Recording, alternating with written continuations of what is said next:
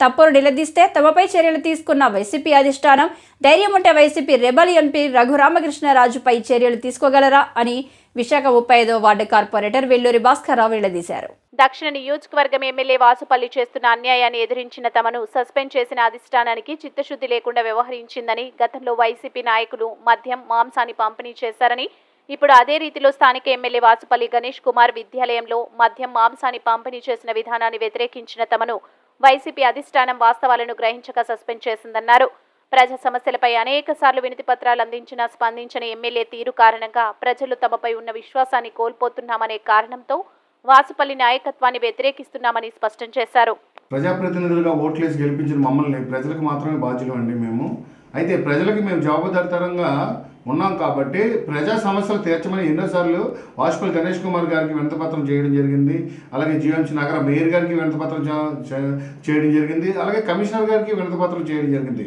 కానీ చిత్తశుద్ధి లేని నాయకులు వాసుపల్లి గణేష్ కానివ్వండి, జీఎంసీ నగర మేయర్ కానివ్వండి, అలాగే కమిషనర్ కానివ్వండి, ఈ స్థానికంగా ఎదుర్కొంటున్న సమస్యలు వాటిలో ఉన్న ప్రజలతో మేము మమేకవుతూ ఉన్నాం కాబట్టి మమ్మల్ని అటు వెళ్ళినప్పుడు ఇటు వెళ్ళినప్పుడు కూడా మాకు ఆ సమస్యలు అన్నది మాకు తెలుస్తూ ఉంటాయి, చూపిస్తూ ఉంటారు. వారికి మేము ఎటువంటి సమాధానం కూడా చెప్పలేని పరిస్థితుల్లో మేము ఉన్నాం. అలాగే స్థానిక కార్పొరేటర్లు ఎవరైతే ఉన్నాం మేము అందరూ కూడా ఈ సమస్యలు ఎదుర్కొంటూ ఉన్నాం. కాబట్టి వాసుపల్లి తాలూకా చిత్తశుద్ధి లేని నాయకత్వానికి మేము వ్యతిరేకిస్తున్నాం. ఎందుకంటే వాసుపల్లికి మాకు ఆశితాగాదాలు, వాసుపల్లికి మాకు ఏమైనా పర్సనల్ గ్రడ్జులు ఏం లేవండి.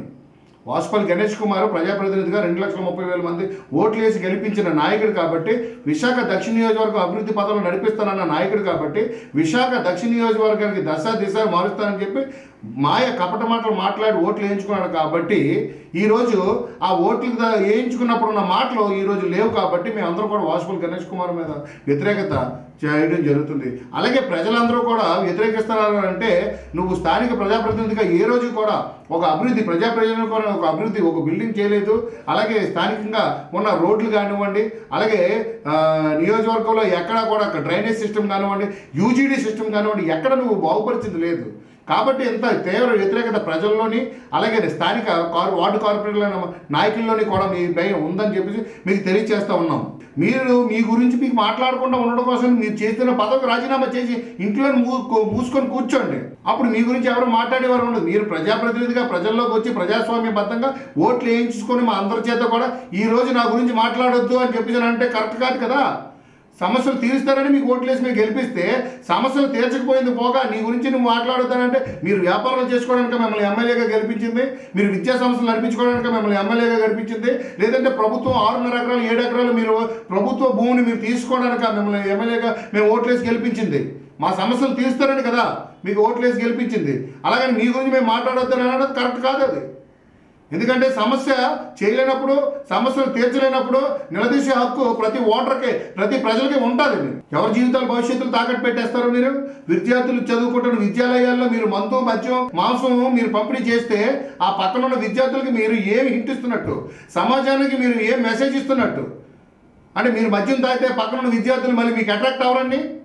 బహిరంగ ప్రదేశాల్లో ధూమపానం అంటే సిగరెట్టే కాల్చకూడదనేసి కేంద్ర రాష్ట్ర ప్రభుత్వాలు చెప్తున్నప్పుడు మీరు బహిరంగ ప్రదేశాల్లోనే కాకుండా విద్యాలయాలంటే దేవాలయాలతో సమానం. అటువంటి దేవాలయాల్లో మీరు మద్యం మందు మాంసం ఇవ్వడం అది ఎంతవరకు చదవండి? అది ఒక్కసారి మీరు ఆత్మ పరిశీలన చేసుకొని మాట్లాడండి. మీ దగ్గర అధికారం ఉంది కదా అని చెప్పేసి వచ్చిన అధికారులను మభ్యపెట్టేయడం, అలాగే పేపర్ వాళ్ళు ఉన్నారు కదా అని ఇష్టసారంగా మాట్లాడేయడం అది కరెక్ట్ కాదు.